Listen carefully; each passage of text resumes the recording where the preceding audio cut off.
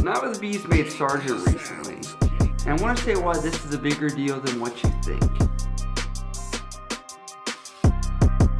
What's up guys, you're tuning in to Nikki MGTV for another military video for all your military video needs. As always, you can hit me up on Instagram, Snapchat, or down in the comments below if you have questions. But as always, let's roll right to the topic, and that is why making E5 or Sergeant in the Marine Corps is a bigger deal than in any other branch. You guys understand rank is just the one after the other, and that's kind of the natural progression, and they all have increased responsibility, which is very true. You learn through your service, there are times when there are more impact of that leadership in regards to what to expect. Now, for the Marine Corps, Sergeant, I feel is like the core of ensuring stuff happens.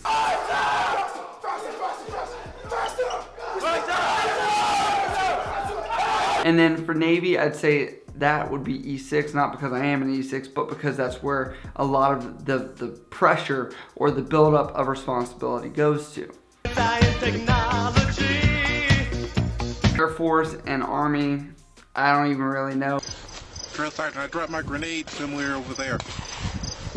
I do enjoy the way the Marine Corps does their leadership, because they literally have leadership at the level of E3, where in the Navy to find any E3 that's had leadership is very hard. And even E4 for the Navy is typically kind of like an extension of an E3 person. Like, it's not too much different. You maybe get a few things, but you're still kind of just doing your job. And for the Navy, E5, you kind of get this, like, you're not treated like a dummy, but you know what you're doing, and you can kind of lead people, but you're not fully in charge. So literally with this rank, everyone says E5 is the best for the Navy, because any issue you have goes to the E6, or anything else that's bad gets rolled down to the E4 and below, which makes E5 the best because you have almost no responsibility.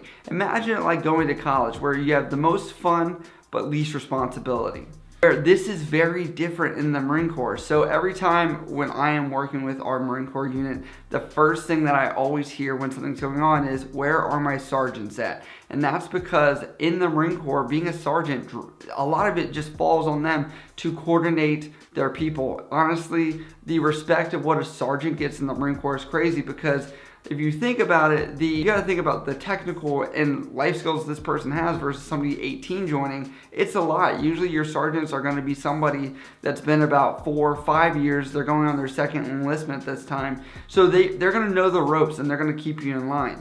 And I really appreciate this, because the Marine Corps does something really great, where every rank that you have a course where they instill leadership, which is corporal's course, sergeant's course, all that kind of stuff, to make sure that you're being a good leader. Maybe we have something called Petty Officer Indoc, which is a couple days of sea stories talking about problems you could have with junior people, where they're like, Jimmy came in drunk on this day. Are you gonna be a cool guy, or are you gonna roast him and send him all the way up to captain's mast? Everyone there that's E4, E5 make it, they're like, dude, I'd be the cool dude, I'd watch your back. In reality, that doesn't usually happen, because you're like, bro, you're in trouble, I'm just passing this on to the chief, that's it. In the Navy, I feel like we do more of what sergeants feel in the side of leadership, because we're brought together to wrangle the troops and do what we gotta do, just like the sergeants are brought together to kind of pass down and be the overseers. It is interesting because you find different levels of leadership where there's kind of like bottlenecks. The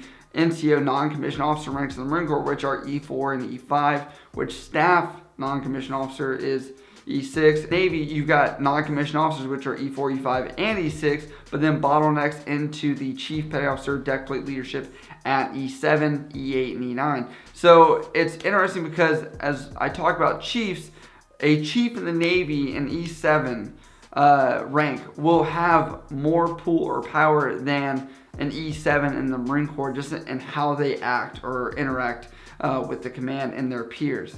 Being a chief is not just another pay grade. I mean, it is a lifestyle change. It's part of this family that we don't, that we didn't have at the lower ranks. I mean, it's a new family, and I'll have it for the rest of my life.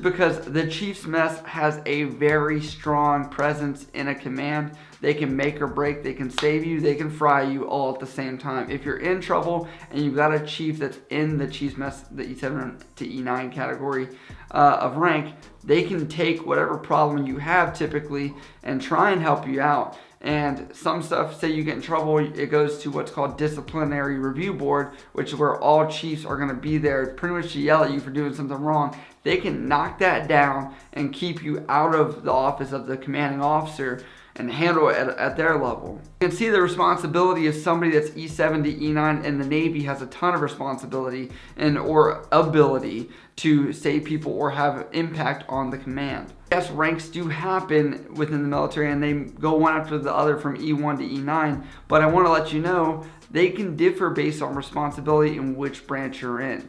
I hope that this made a lot of sense to you guys of like understanding there are different points within your career where you could expect to have more pressure or less pressure on you. If you guys do have any questions about the military, you can always hit me up on Instagram, Snapchat, or down in the comments below. And as always, guys, I love you guys. I'll see you next time.